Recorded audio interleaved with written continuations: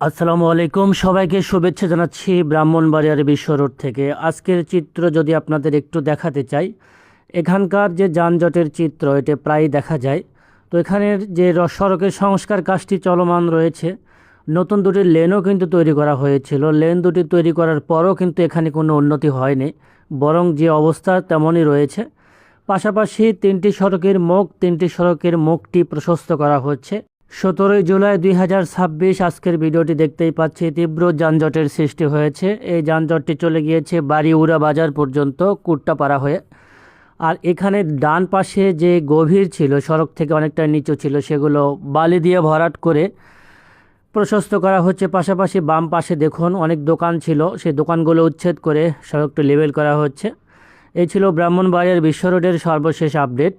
যানজটের সমস্যাটি বৃহস্পতিবার আর শুক্রবার বেশি হয়ে থাকে, কারণ ঘরমুখো মানুষরা রাজধানী ছাড়েন এবং অনেকে রাজধানীতে ফেরেন, যার ফলে সাপ্তাহিক 2 দিন ছুটি থাকার কারণে কিন্তু এখানে গাড়ির চাপটি বেড়ে যায়। এমন অবস্থায় কিন্তু আমরা দেখতে পাচ্ছি। আশা করা হচ্ছে খুব শীঘ্রই কাজটি সম্পূর্ণ হয়ে যাবে।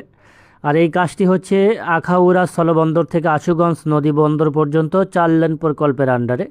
এটি ঢাকা সিলেট 6 লেন প্রকল্পের আন্ডারে নয়।